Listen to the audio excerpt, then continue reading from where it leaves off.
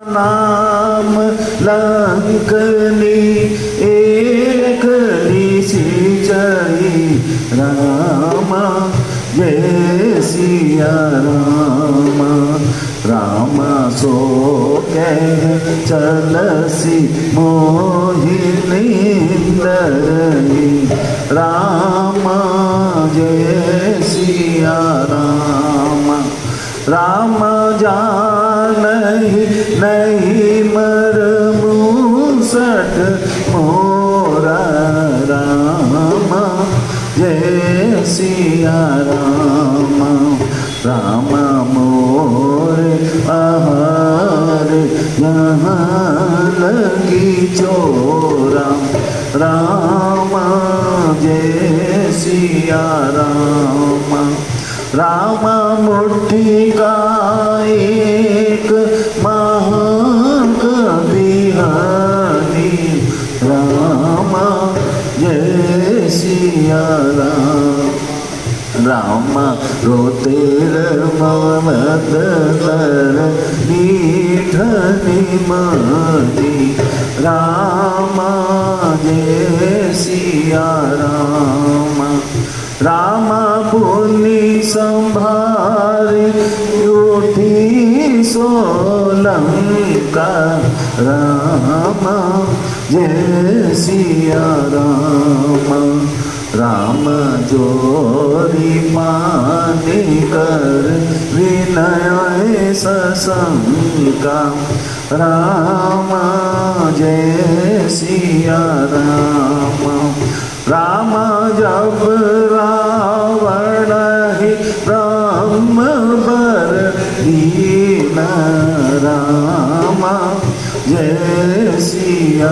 राम राम चलत विरंची मोहि जीना राम जय सिया राम राम विकल हो सीते कपि के मारे राम जय सिया राम राम तप जान सुनिसि चर संघारे राम जय सिया राम राम तात मोरे अति पुण्य बहुता राम जय सिया राम राम देखाऊं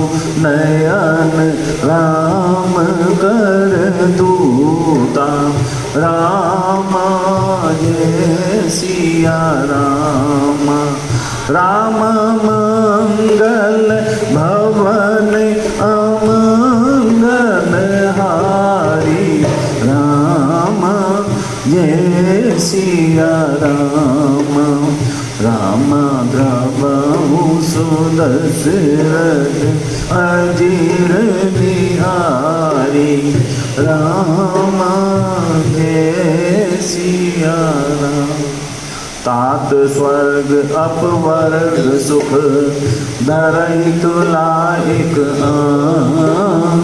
तूल न ताही सकल मिली जो सुख लव सत्संग सियावति राम जय जय राम मेरे प्रभु राम जय जय राम करो कल्याण राजा। आइए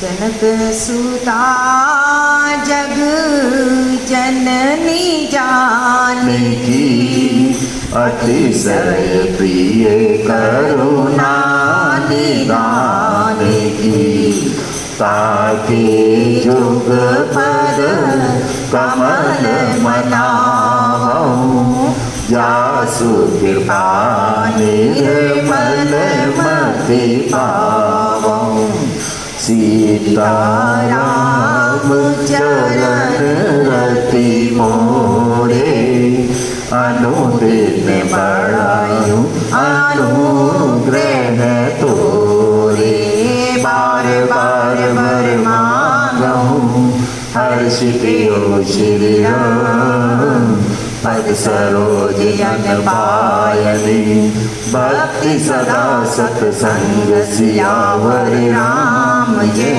जय राम मेरे प्रभु राम जय जय राम करो कल्याण सीताराम प्रणवं पवन कुमार हल बन पावक ज्ञान गण जासु हृदय आगार बसहि राम सर जागर श्री गुरु चरण सरोज रज निज मन मुकुर सुधार वरणहु रघुवर विमल जसु जो दायक पर चारि बोले हनुमान जी महाराज की जय।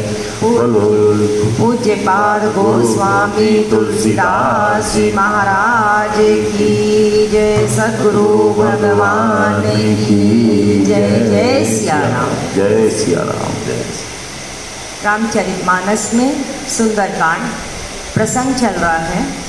हनुमान जी ने कल लंका में लंका के जो शिखर है उस पे खड़े होके लंका का अवलोकन किया कि कैसी दिखती है लंका।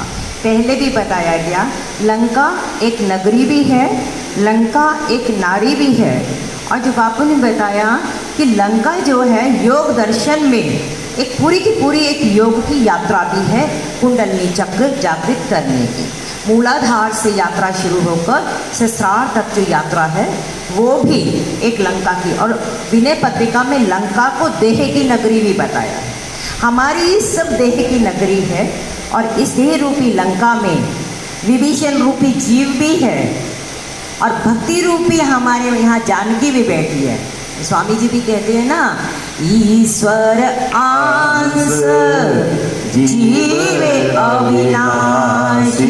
ईश्वर के तो अंश है ही यहाँ पर और चेतन अमल सहज सुख राशि भी है। फिर भी सकल जीव जग दीन दुखारी। अस प्रभु हृदय अछत अविकारी सकल जीव जग दीन दुखारी। अस प्रभु हृदय अछल अछत अविकारी। इस हृदय में जीव के परमात्मा निवास करते हैं। अब जहाँ परमात्मा निवास करते हो तो वहाँ पे तो आनंद होना चाहिए, लेकिन गोस्वामी जी अगली अर्धाली में कहते हैं सकल जीव जगदीन दुखारी। परमात्मा तो है लेकिन अभी हम उसको पहचान नहीं पाए कि कहाँ है वो, किस कोने में, किस कमरे में है। अभी हमने वो वाला दरवाज़ा खोला ही नहीं है, अभी वो बंद पड़ा है। और जब तक अब हमारे घर में पूरी की पूरी सनलाइट आती हो, लेकिन अगर हमने ही अपने पूरे मोटे मोटे पर्दे लगा रखे हों कमरों के, तो सूर्य आके भी अंधकार बना ही रहेगा ना, प्रकाश तो नहीं मिल पाएगा। प्रकाश तो तभी होगा जब हम अपने पर्दे हटाएंगे। घूंघट के पर्दे खोल रे तो हे पिया मिले, घूंघट के पर्दे खोल रे तो हे पिया मिलेंगे। कटुक वचन मत बोल रे तो हे पिया मिलेंगे। जीव का पिया कौन? वो तो परमात्मा ही है। तो यहाँ पे हनुमंत लाल जी की जो यात्रा है, सीता जी की खोज तो है ही। सीता मैंने भक्ति, सीता मैंने शक्ति और सीता मैंने शांति। हम जैसे जीवों को भी अपने जीवन में भक्ति भी चाहिए, शांति भी चाहिए और शक्ति भी चाहिए। तो उस खोज के लिए यहाँ पर बहुत सुंदर मार्गदर्शन दिया गया है गोस्वामी तुलसीदास जी की तरफ से। और 3 जो ये पात्र, नारी पात्र बताए गए, हम सब जानते हैं कि उत्तरकांड में नारी का एक रूप माया रूपी नारी भी बताया। 3 में अधिक दुखद माया रूपी नारी, ये माया रूपी नारी जो ये तीनों रूप दिखाए गए हैं, ये सत्व रूप में है, ये रजोगुण रूप में है और ये तमोगुण रूप में। कोई भी जीव त्रिगुणात्मिका शक्ति को अगर प्राप्त करना चाहता है तो इन त्रिगुण से तो उसको ऊपर जाना पड़ेगा। हम सब जानते हैं, हम भारत देश में रहते हैं, भारत देश का हमारा जो संविधान है वो हम पे लागू होता है। जो भी अगर हम यहाँ अपराध करेंगे तो उसके दंड के अनुसार हमें उसका मिलेगा, जो भी हमें न्याय मिलना है। अगर हम यहाँ कुछ अपराध करके, जैसे कुछ लोग चले भी गए और विदेश चले गए कैसे भी करके, तो वहाँ तो उनको भारत का नियम लागू नहीं हो पा रहा ना, प्रोवाइडेड कि वहाँ पे उनकी आपस में 2 देशों की संधि हो कि आपका अपराधी हम वापस बुला सकते हैं। अगर संधि ना हो तो अपराधी को बुला नहीं सकते, गया तो गया। ऐसे ही हम जैसे जीवों के माया रूपी प्रदेश में अगर कुछ अपराध हो गए और अगर हमने उस माया का अतिक्रमण कर लिया, उसके प्रदेश से ही बाहर निकल गए और मायापति के प्रदेश में चले गए, तो माया के जो हमारे किए हुए जो भी अपराध होंगे उससे तो हम छूट जाएंगे ना, समय हो जाएगा। लेकिन उसके लिए हमें उसका अतिक्रमण तो करना पड़ेगा, माया रूपी प्रदेश का। और माया का तो प्रदेश गोस्वामी जी कहते कहाँ तक है? गोचर जह लगी जग माही, सो सब माया जानऊ भाई। गो मैंने इंद्रियां, इंद्रियों से परे भी मन बुद्धि तक पता भी नहीं चले, ऐसे माया का प्रदेश बना हुआ है। ये तो उसकी ही कृपा हो। इसीलिए तो सुग्रीव ने कहा ना, ये गुण साधन ते नहीं हुई। प्रभु ये तो आप ही हमें उससे छुड़ाओगे तभी हम छूट पाते हैं, लेकिन अपना मनोरथ तो हम करें। और ये बात सच में ये सत्य है कि जेहि पर जेहि के सत्य स्नेहु, सोते ही मिलहि न कछु संदेह। गोस्वामी जी कहते हैं जिसको जिस पे सत्य अगर प्रीति है, अगर उसको चाहत है, उसको मिलेगा ही मिलेगा, इसमें कोई संदेह की बात नहीं। एक संत का वचन है, लेकिन हम चाहते क्या हैं उसके ऊपर बहुत निर्भर करता है।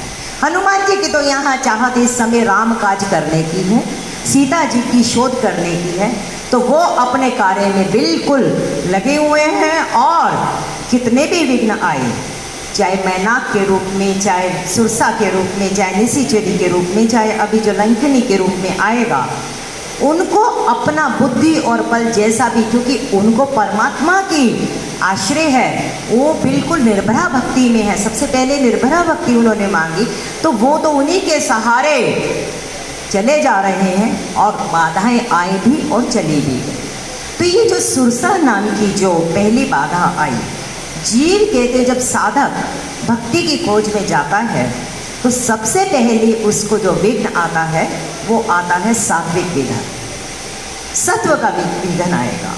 पूजा पाठ करने लगेंगे तो लोग पहले ये कहेंगे, अरे क्या है, छोड़ो ना, अभी कोई उम्र थोड़ी है इतना जो तुम्हें इतना सारा दिन राम राम लगते, बहुत समय पड़ा है, गृह कार्य नाना जंजाला।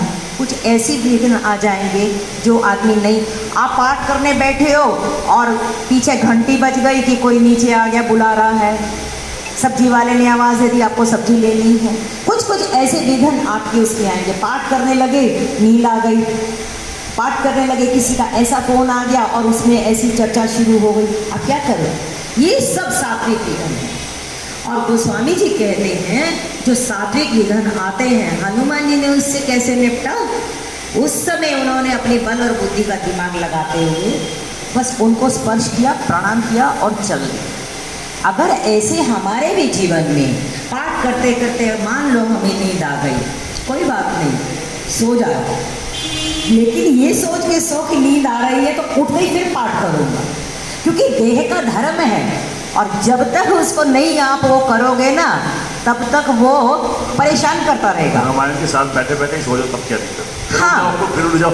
लेकिन इसका फायदा ये, अब कई बार सत्संग में लोग आते हैं, उनको नींद आ जाती है, लेकिन ये सोचो कि सत्संग में सो रहे हो तो नींद भी खुलेगी, तो प्रभु के फिर नाम की साथ ही खुलेगी, कुछ ना कुछ प्रभु का नाम वहाँ पर सुनने को फिर दोबारा मिल जाएगा।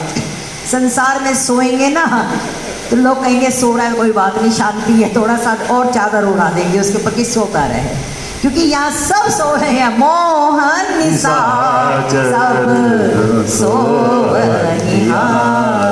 सोना भी है तो सत्संग में सो लो, सोना भी है तो प्रभु नाम में सो लो। देह के भी कुछ नियम, और देह को बहुत ज़्यादा सताना भी ठीक नहीं होता।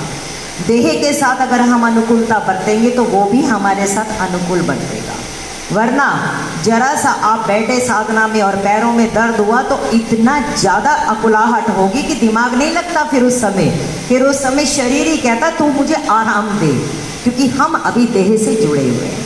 तो पहला नहीं आता है विघ्न सत्व का, जो सुरसा के रूप में आया, उसको प्रणाम किया, और फिर उसको सम्मान देते हुए आगे जब यात्रा की तो दूसरा जो विघ्न आया वो भी नारी के रूप में है। ये तीनों माया रूपी नारी हैं, और हम सब जानते हैं माया के 3 गुण हैं, सत्व, रज और तम। अब ये जो निशिचरी है जिसका हमने कल भी बताया, राहु की माता है सिंह का, ये तमोगुणी रूप है। अब तमोगुणी में तो हम सब जानते हैं कि कभी व्रत रख लिया, पेट में तो भूख लग रही होती है, अब प्रण तो लिया है कि व्रत रखना है, कई लोग एकादशी का भी व्रत रखते हैं।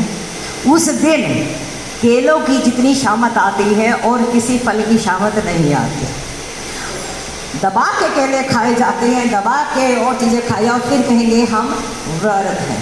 तो कई लोग नवरात्रों में भी लोग ये कह देते हैं कि भाई हमारा व्रत नहीं है तो चरत है।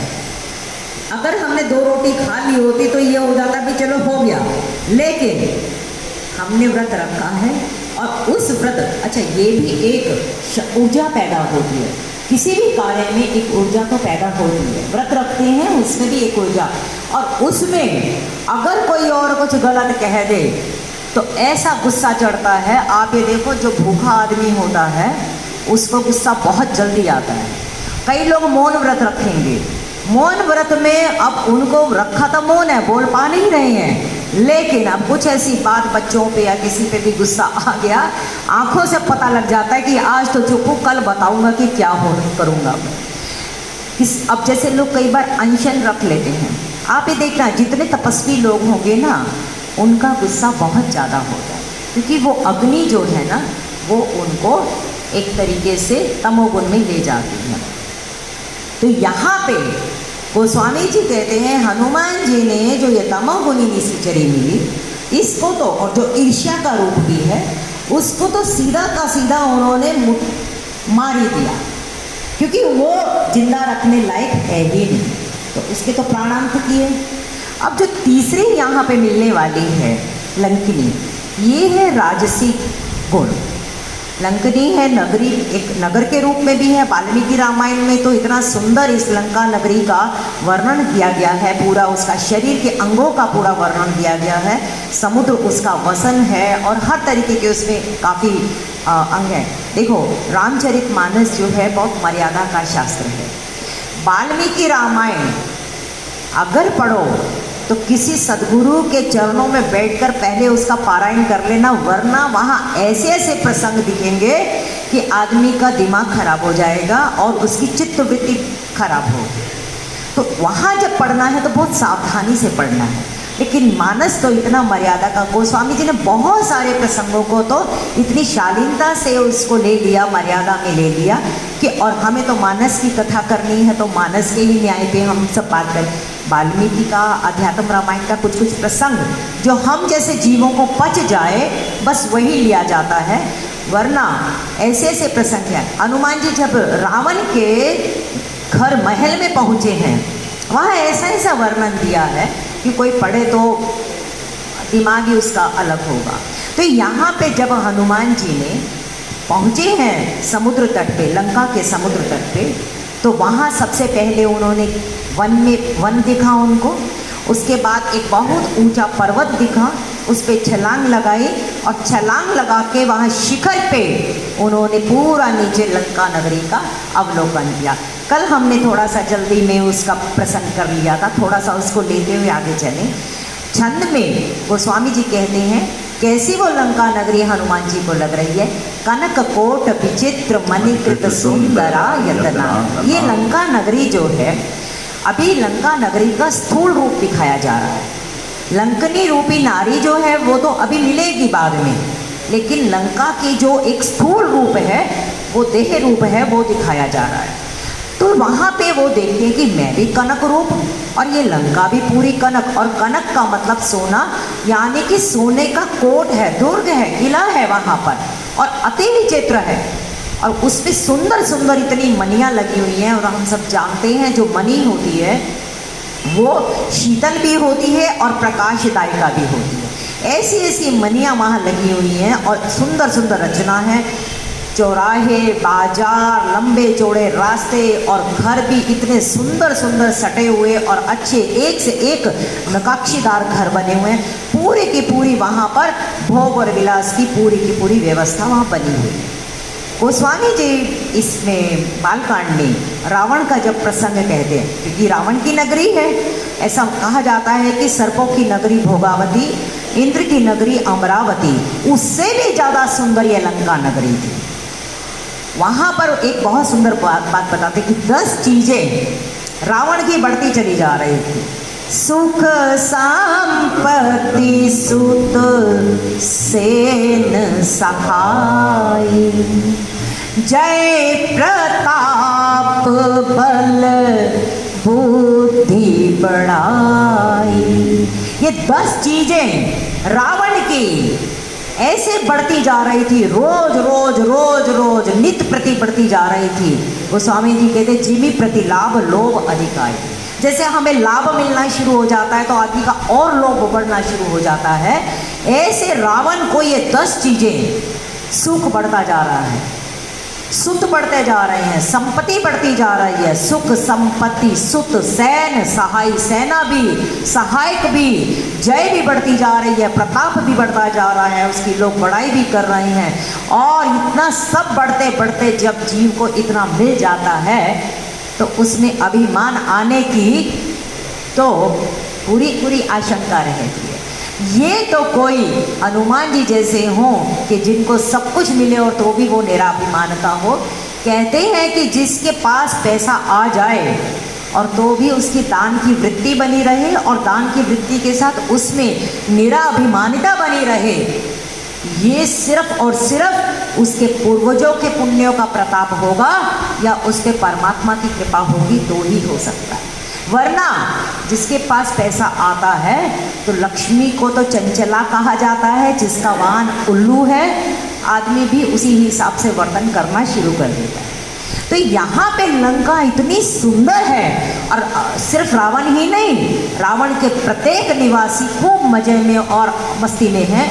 और वहाँ कहते हैं कि चतुरंगिनी सेना है, गज। हम सब जानते हैं चतुरंगिनी सेना में हाथी होता है, घोड़ा होता है, पदचर होते हैं, रथचर होते हैं। यहाँ सब कुछ उसी का वर्णन दिया है। गजबाजी खच्चर निकर पदचर रथ परोधनी कौगनी। इतनी चतुरंगिनी सेना हनुमान जी ने वहाँ पे देखी। और बहुरूप निशाचर, जूथ मैंने झुंड, ऐसे ऐसे निशाचर हैं। और निशाचर का निशी मैंने होता है रात्रि, और रात्रि में जो चरण करते हैं, जो घूमते फिरते हैं, तो वो तो निशाचर कहलाते हैं।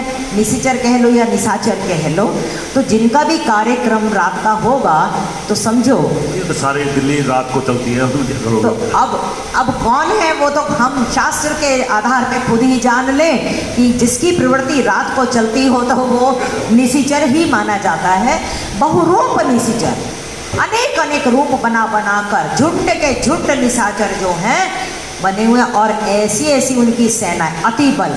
यहाँ इस पूरे के पूरे दोहे में अति शब्द बहुत आया, आप ध्यान से इसका अवलोकन करें तो बहुरूप निशाचर जूथ अति बल, बलशाली हैं, बहुत बलशाली हैं। सेन बरनत नहीं बने, इतनी सेना है जिसका बखान हो ही नहीं सकता। फिर उसके बाद एक क्रम बताते हैं, वन बाग उपवन वाटिका सरभूप बापी सोहर। कितना सुंदर क्रम काव्य के अनुसार भी रामचरितमानस में बता रहे हैं।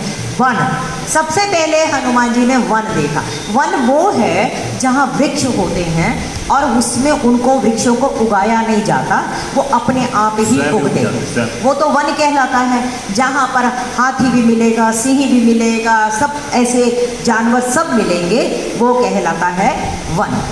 तो पहले वन देखा उन्होंने और उसके बाद बाग। बाग कहते हैं जहाँ पर फल भी होते हैं और फूल भी होते हैं। बाग आपने देखा होगा कि जैसे बीच में एक रास्ता बना दिया जाता है, वहाँ एक सरोवर भी होगा। तो इस तरीके से बाग में फल और फूल दोनों मिले। आजकल के टाइम में गार्डन जिसको हम कह देते हैं। एक है उपवन। उपवन जो है वो थोड़ा सा वहाँ पर सिर्फ फल ही फल मिलेंगे और वो क्रीड़ा स्थल होता है एक तरीके से। वहाँ पेड़ होंगे लेकिन उपवन में क्रीड़ा स्थल होता है। और जैसे और वहाँ फल के भी पेड़ मिलते हैं। ये जो अशोक उपवन में रही है माँ जो जानकी रही है, ये रावण का उपवन था, ये जो अशोक वृक्ष के नीचे रही। अब वाटिका जो होती है, वाटिका में सिर्फ फूल फूल होते हैं, सुंदर सुंदर, जैसे पुष्प वाटिका, वहाँ पुष्प चुनने के लिए गए थे। तो ये एक क्रम गोस्वामी जी ने बताया। वन ज़्यादा बड़ा होता है, थोड़ा बाग से और कम होता है, फिर उसके बाद उपवन आता है और फिर वाटिका, फिर उसके बाद सर मैंने तालाब है, कूप है और छोटी छोटी वाटियाँ बनी हुई थी, सुंदर सुंदर। नर नाग सुर गंधर्व कन्या रूप मुनि मन मोह। रावण कभी भी अपनी जो कम्युनिटी की लड़कियां होती थी राक्षसी, उनके साथ वो विवाह नहीं करता था। उसको देवों की कन्याएं पसंद थी, नागों की पसंद थी। अपनी कम्युनिटी को तो बहाना नहीं है और दूसरियों पे निगाह रहती थी और उनसे वो वहाँ पर कैसे भी प्रणय करके, अपहरण करके, कैसे भी करके, हाँ जो सुंदर हैं बस कि रतन मेरे पास आना चाहिए। राक्षसियाँ नहीं उसके पास रहती थी, ये तो अपनी है, इनका तो पता नहीं क्या। लेकिन गोस्वामी जी कहते हैं नर की, नाग की, देवों की, गंधर्व की कन्याओं को वो वरता था और ऐसी वो कन्याएं थी जो मुनियों के भी मन को मोह लेने वाली थी। कहूँ माल देह विशाल सैल समान अति बल गर्जनी। और कहीं कहीं पर ऐसे मल्ल युद्ध होते हुए दिखा रहे हैं और वहाँ पर इतनी देह विशाल है उनकी, उनमें भी अति बल है। और नाना अखाड़न, अलग अलग अखाड़े, बड़े बड़े अखाड़े बने हैं और वहाँ भिड़ रहे हैं। नाना अखाड़न बिरही बहुविधि एक एकन तरजही। वहाँ पर ललकार रहे हैं एक दूसरे को कि तू आ मुझसे लड़। राक्षसों के चार ही काम होते हैं, एक तो गरजते हैं, एक तो गरजही, एक तरजही, एक भक्षही और एक तरजही। एक गरजही गर्जना करते बिना बात के, अहंकार है ना। जैसे कहीं आप देखो गली में भी कुछ दो चार आपस में किसी की बात हो जाए तो एक आदमी ओ क्या हो गया, अब ऐसे जोर से जैसे बोलना है, अभिमान पर, ये होता है गर्जना। राक्षसी स्वभाव जिसका होगा, अभिमानी स्वभाव जिसका होगा, उसमें की भवानी में गर्जना होगी। तो ये लोग गर्जते भी हैं। भक्षही, भक्षण हम अभी आएगा कैसा कैसा भक्षण करते हैं। भोजन करना अलग है, भक्षण करना अलग है। भक्षण तो ऐसी वस्तुओं का, ये जो खाते हैं ये महिष मानुष धेनु खर, तो ये निशाचर लोगों का भक्षण होता है। फिर उसके बाद रक्षण, रक्षा भी करते हैं लेकिन रक्षा करने के साथ तरजही, ललकारते भी हैं। जैसे कोई गांव में बंदा बैठा हो चौपाल पे और उसके पास कोई आए, महाराज आपकी जय। हाँ हाँ तू आज तो जय बोलेगा, मैं देख रहा हूँ तेरे भाव बहुत बड़े हुए हैं, आजकल तू अपने आप को बहुत समझता है। वो कुछ नहीं है, वो उसने तो नमस्ते करी है और उसको हड़का दिया। तो ये सब जो लक्षण हैं, ये लक्षण देखूंगा तेरे को जब तेरे पे काम आएगा। तो इस तरीके की जो हरकतें हैं ये सब राक्षसी स्वभाव है। और मैं फिर से बता दूं, राक्षसी स्वभाव है, ये वृत्ति है, ये कोई वर्ण नहीं है। राक्षसी वृत्ति किसी भी वर्ण में हो सकती है और शास्त्रों में ये आता है कि हर वर्ण में। अब आप ले लो, रावण कौन थे?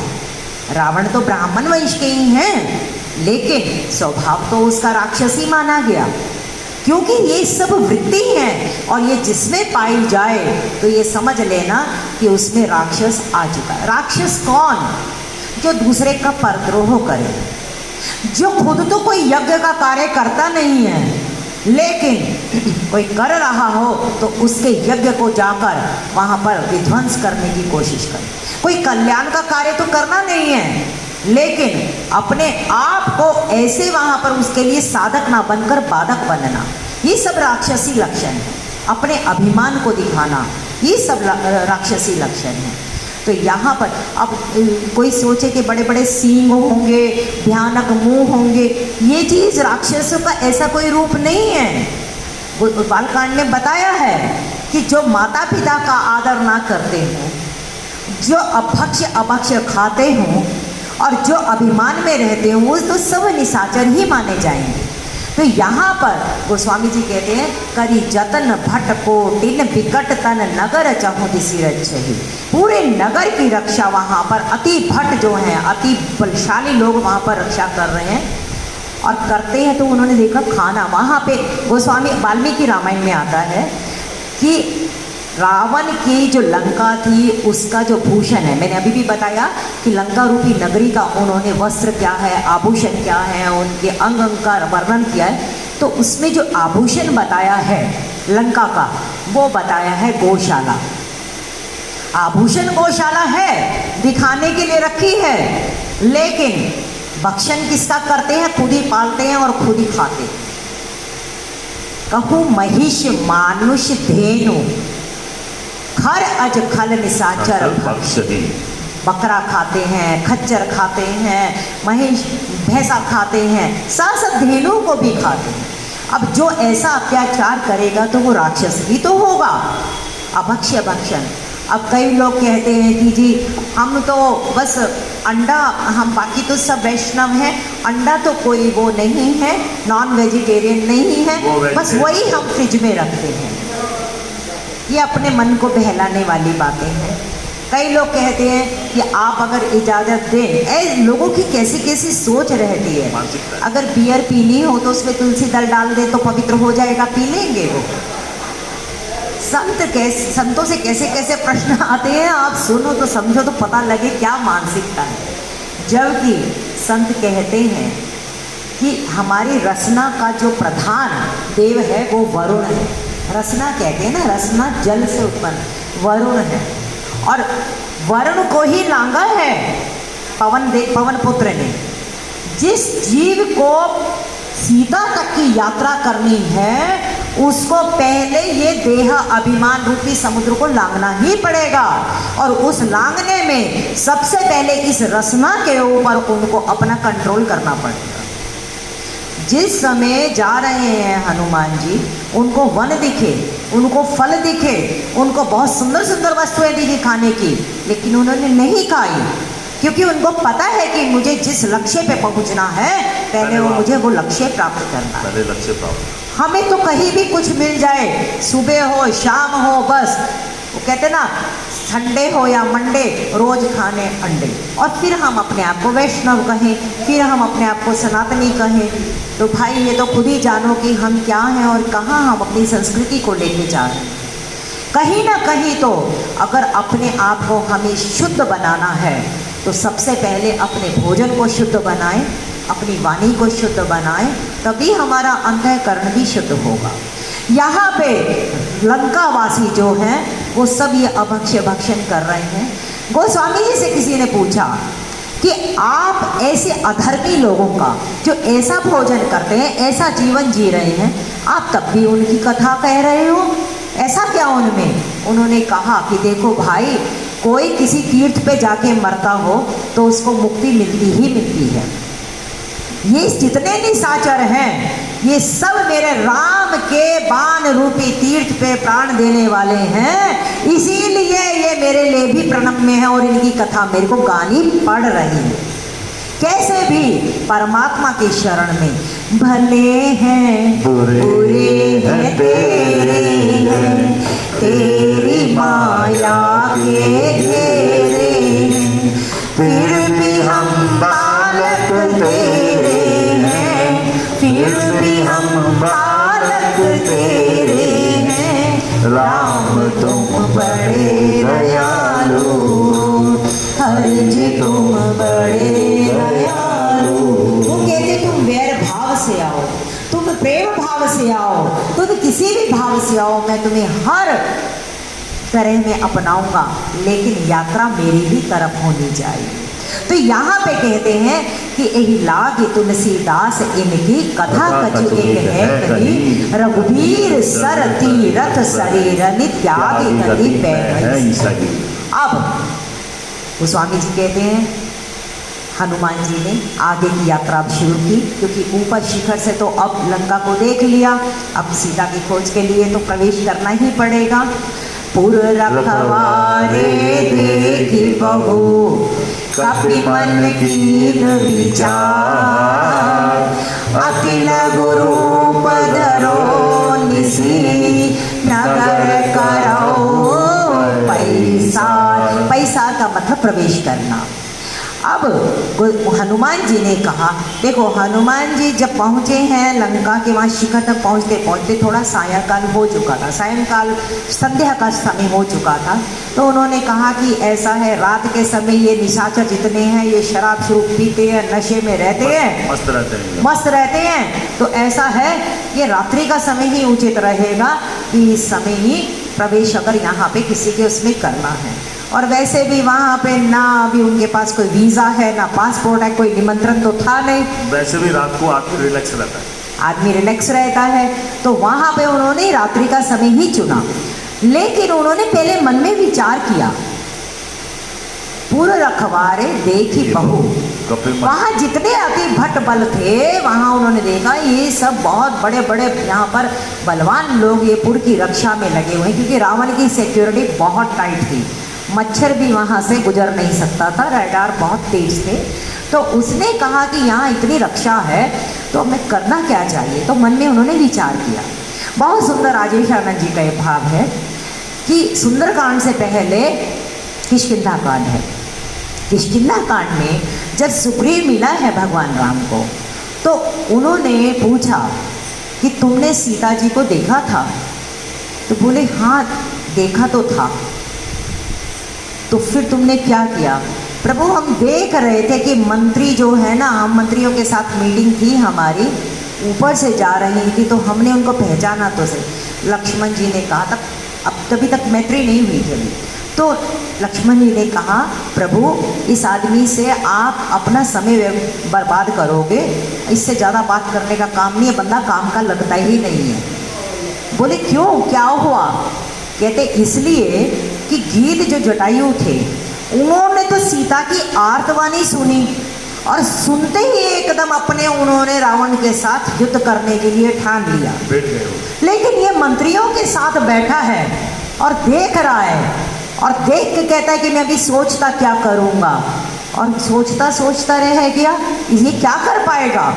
अब भगवान तो समझते हैं कि इसके लिए थोड़ी आया हूँ मैं तो मेरे हनुमान के लिए आया हूँ। तो यहाँ पे उन्होंने कहा कि किष्किंधा कांड के जो लोग हैं वो सिर्फ विचार ही करते रहते हैं।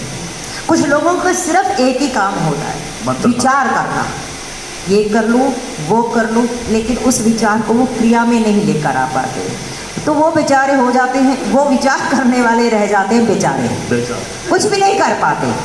और इधर सुंदर कांड के इस तरफ का जो कांड है वो है लंका कांड। वहाँ ऐसे लोग बैठे हैं कि जो विचार करते ही नहीं है, उन्होंने पहले कर देना है, और अगर कोई उनको विचार करने के लिए कहे भी तो कह देंगे चुप रहो।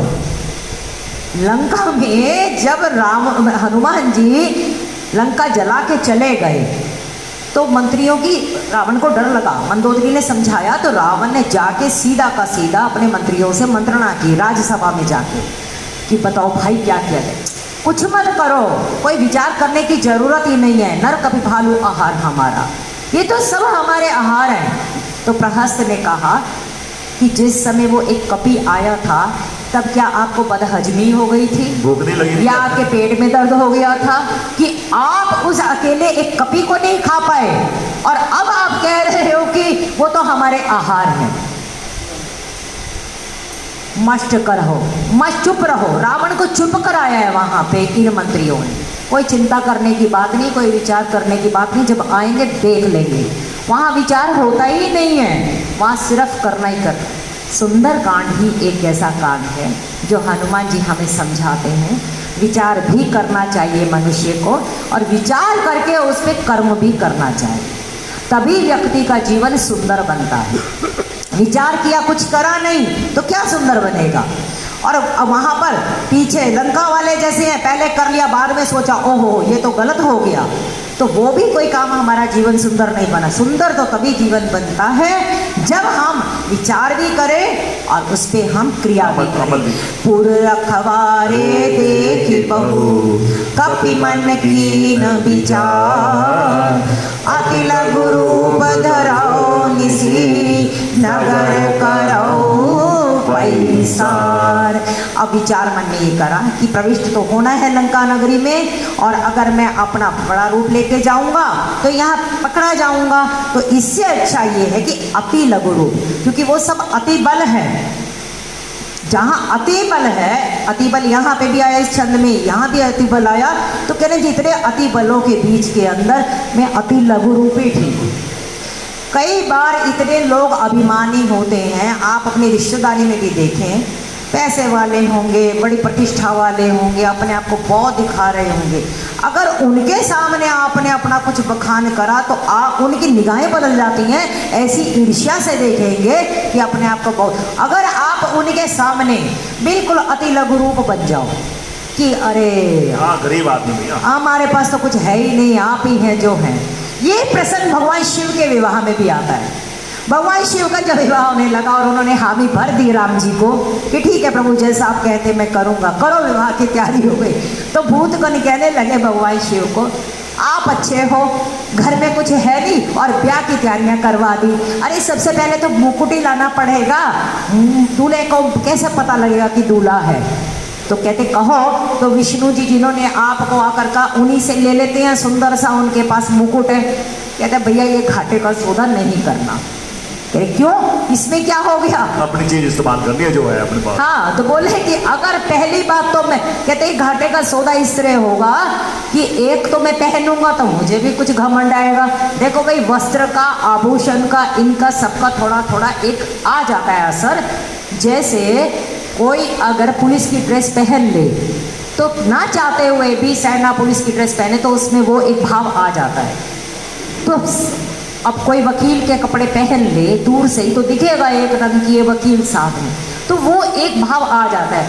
भगवान शंकर बोले एक तो मैं पहनूंगा यहाँ पे उन पहना हुआ मांगा हुआ मुकुट, एक तो मेरा ही अपना पता नहीं कब मन वो हो जाए, और दूसरा देखने वाला जलेगा कि ये लाया कहाँ से, और पता लगा तीसरे ने कह दिया ये तो उनका मांगा हुआ है, तो और बेइज्जती होगी। तो स्वदेशी बनो, आत्मनिर्भर बनो। और आत्मनिर्भर में क्या है, अपनी तो जटाजूट है, और उस जटाजूट को उन्होंने अपना मोर मुकुट और उसके ऊपर अपने ही जो नाग थे उन्हीं को ही, और कहते कि इन नागों को देख के तो किसी को जलन भी नहीं होगी और कोई रखने की कोशिश भी नहीं करेगा। और गंगा सिर पे वैसे बह रही है। बड़ा सुंदर प्रसंग है वो, बिल्कुल स्वतंत्र प्रसंग है। तो वहां पर ये प्रसंग आया कि भाई जितना हो सके अभिमानी लोगों के बीच में अपने आप को जितना हम सूक्ष्म करके रखेंगे तभी हम उनके भीतर प्रविष्ट कर पाएंगे। किसी के मन तक जाना है तो आपको बहुत छोटा होना पड़ेगा। और यहाँ पर हनुमान जी ने हमें सूत्र दिया कि अति बल, अति अभिमानी लोगों के इस शहर में मुझे जाना है तो अति लघु रूप बनकर ही जाना है। दूसरा संत कहते हैं भक्ति को जब भी प्राप्त करना है, क्योंकि इस समय भक्ति लंका रूपी देह में बैठी है, वहाँ प्राप्त करने के लिए हमें अपने आप को इतना छोटा, इतना सूक्ष्म बनाना पड़ेगा कि हमें लोग ना पहचाने। भक्त कभी भी या भक्ति कभी भी दर्शन का क्षेत्र, प्रदर्शन का क्षेत्र है ही नहीं। भक्त तो हमेशा छिपेगा, छुपा के रखता, वो छिपा के रखेगा कि मैं कौन हूँ, वो प्रदर्शन नहीं कर सकता। तो हनुमान जी कहते हैं कि मुझे तो माँ सीता के पास पहुँचना है, मैं अति लघु रूप भी हो जाऊँगा तो आसानी से प्रविष्ट हो जाऊँगा। और गोस्वामी जी कहते हैं मसक समान रूप कपि धरी, लंका ही चले सुमिरि नर हरि। अब कई लोग कहते हैं कि हनुमान जी मच्छर बन गए। नहीं, हनुमान जी के लिए तो खुद लिखा है यहाँ गोस्वामी तुलसीदास जी ने, मसक समान, उनके समान बने, इतने छोटे। मच्छर के समान अति लघु रूप बने हैं, मच्छर नहीं बने थे, वानर के रूप में। तभी तो लंकनी ने उनको वाल्मीकि रामायण में भी और जहाँ पे भी कपि के ही रूप, कपि बताया है, क्योंकि वो अपना बिल्कुल छोटा सा सूक्ष्म रूप वहाँ पर उन्होंने बनाया, वानर का ही रूप था, लेकिन कपि का ही रूप था, वो मच्छर का रूप नहीं था, मसक समान है। अब कई जो समझदार बुद्धिजीवी लोग होते हैं, उन लोगों ने ये पूछा कि जो मुद्रिका है, अगर मच्छर एक के समान छोटे हो गए तो वो मुद्रिका कहाँ रही। तो जिस संत से पूछा वो समझा रहे थे कि भाई भगवान के सब जो ये होती है पदार्थ, ये भी चिन्मय होते हैं, दिव्य होते हैं, वो भी बड़े छोटे हो जाते हैं। जब हनुमान जी छोटे हो गए तो ये मुद्रिका वो समझने को ना माने। तो उसके चेले ने बोला कि महाराज जी आपसे समझेगा नहीं, ये मेरे ही समझाने से समझेगा, मैं इसको समझाता हूँ। उसको अलग में ले आया, क्या भाई तू एक बात बता, ये कहावत है ना कि लंका में सारे 52 गज के, क्या हाँ ये तो बात है, वो इतने बड़े बड़े लोग तुम्हारे, इतने बड़े बड़े लोग हैं, और यहाँ लिखा भी है देह विशाल, इतने बड़े बड़े लोग हैं वहाँ पे। तो भाई उतने भयंकर विशाल अतिकाय लोग जो होंगे, उनको हमारे वाले छोटे मच्छर क्या काम करेंगे। वो तो मच्छर भी तो बड़े होंगे, तो उनका मच्छर भी तो उसी साइज का होगा। कि हाँ भाई ये बात तो तूने सही कही। तो जब मच्छर बड़ा होगा तो मुद्रिका भी मुंह में ली होगी। हमारी हनुमान चालीसा में आता है, प्रभु मुद्रिका मेली मुख माई। मेली का मतलब डालना, गुजराती शब्द है। प्रभु मुद्रिका मेली मुख माई। प्रभु मुद्रिका, ये मुद्रिका क्या है, ये राम नाम ही, राम नाम हनुमान जी ले लेकर आगे अपनी यात्रा करते चले जा रहे हैं। अति सूक्ष्म रूप में उन्होंने कि कोई कहीं कोई पकड़ ना ले, एकदम वानर का रूप बनाया और लंका ही चले उस सुमिरि नर हरि। अब लंका की सीमा इंद्र से सब नगरी में प्रविष्ट होने जा रहे हैं। तो जैसे कल भी बताया गया था कि किसी भी देश में जाओ तो वहाँ पर आपको एक ऑफिस मिलता है, इमिग्रेशन ऑफिसर, वहाँ सब रिकॉर्ड चेक किए जाते हैं। यहाँ पे लंका जब चले हैं तो किसका सुमिरन करा है, नर हरि का। नर हरि के दो बात बताई गई, एक तो गोस्वामी तुलसीदास जी के जो गुरु हैं वो भी नर हरिदास हैं, तो गोस्वामी तुलसीदास जी ने अपने गुरु का भी यहाँ पे स्मरण करवाया है। दूसरा, हनुमान जी ने अपने परमात्मा का, अपने श्री राम का, क्योंकि वो भी कौन है, पुरुष सिंह दो वीर, हर्ष चले मुनि बह हर। पुरुष सिंह मैंने नर हरि, सिंह को भी हरि बोला जाता है। तो यहाँ पे उन्होंने अपने प्रभु का भी करा। और तीसरी बात ये भी बताई गई कि लंका के जो अधिष्ठात्र देवता हैं वो नरसिंह भगवान हैं। उन्होंने अब कहीं भी किसी ग्राम में जाते हैं तो वहाँ के हर शहर का, हर एक ग्राम का अपना एक देवता होता है। हनुमान जी ने वहाँ के नरसिंह भगवान को भी प्रणाम करके वहाँ प्रविष्ट किया, और जैसे ही प्रविष्ट किया तो गोस्वामी जी कहते हैं, नाम लंकनी एक निसीचरी, सो कह चले सी मोहिनी। अब हनुमान जी तो बिल्कुल छोटे अति लघु रूप के बंदर के कोई देख ना पाए, लेकिन रावण की तो सिक्योरिटी बहुत तेज, लंकनी तो पूरा का पूरा जागृत थी।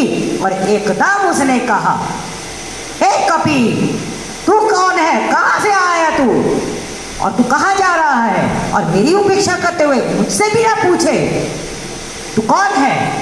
सो कह चली सी मोहि निंदन, मेरे को नहीं पूछा और तू अंदर घुसे जा रहा है।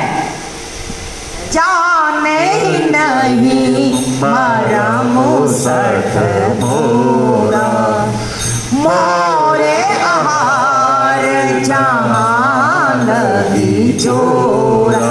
तू मेरा मरम नहीं जानता, मैं हूं कौन। सट कहा है हनुमान जी को, ये अभी भाषा आप नोट कर लेना, ये अभी सठ कह रही है, और जब हनुमान जी दीक्षा देंगे तो उसकी भाषा भी बदल जाएगी। कहते हैं चमत्कार को नमस्कार होता है। यहाँ हर कोई किसी की कमजोरी को, विनम्रता को, उदारता को उसकी कमजोरी समझ लेता है। हनुमान जी सूत्र देते हैं, जीवन में जब कोई तुम्हारे गुणों को, अगर तुम्हारी कमजोरी या उदारता समझना शुरू कर दे तो समय आने पे लंकनी जैसा उसके साथ आपको व्यवहार भी करना चाहिए। यहाँ पे उन्होंने बोला, हे सठ, तू कहाँ जा रहा है मुझे उपेक्षा करके? तुझे पता नहीं मैं कौन हूँ? मेरा तो उनका मुझे नहीं पता आप कौन है। मैं लंकनी हूँ और मेरा आहार तुम जैसे चोरों को ही खाना है। हैं? तुम चोरों को खाने के लिए बैठी हो? तुम चोरों को खाती हो या चोरों का खाती हो? ये तो बताओ। हम तो तुम्हारे यहाँ पे उस चोर को ढूंढने आए हैं और हमें आज ये पता चल रहा है कि जो उसकी सुरक्षा में लगे हैं वो जो चोरों का पता लगाते हैं उसको खाने के लिए यहाँ बैठे हुए हैं। यानी कि जैसे कोई घोटाला हो रहा हो और कोई उस घोटाले का उजागर करे तो कहे पहले इसी को ही अंदर डालो। तो हनुमान जी कहते हैं सबसे बड़ा चोर तो तेरे घर में बैठा है।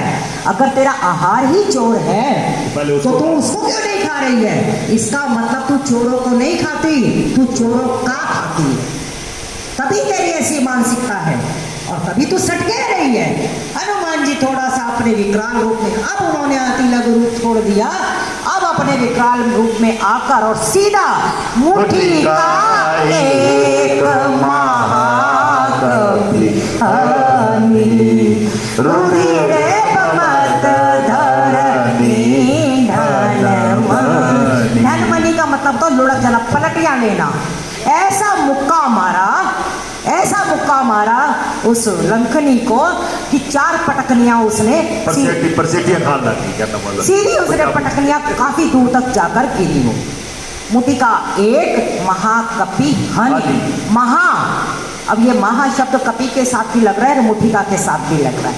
अब देखो 1 2 ये अलग अलग उंगली के अलग काम होते हैं, लेकिन जब ये इकट्ठी हो जाती है तो इसकी शक्ति कितनी अच्छी एक बन जाती है और इस मुट्ठिका का ही असर होता है। ये राजेश्वरानंद जी का भाव है कि अलग अलग अगर हम रहेंगे, अच्छे लोग अगर अलग अलग रहते हैं तो कुछ नहीं कर पाते, समाज में कुछ नहीं हो सकता। लेकिन जब संगठित हो जाते हैं तो ऐसी लंकनी रूपी इसको राक्षसी को भी हम उसको पटकनी दे सकते हैं। लेकिन मजे की बात है कि जितने दुष्ट लोग होते हैं वो सारे के सारे संगठित रहते हैं और जितने गुणवान लोग होते हैं या बुद्धिजीवी लोग होते हैं वो सब अपने अपने में मस्त रहते हैं। सज्जन अलग ही रहते हैं। कैसे?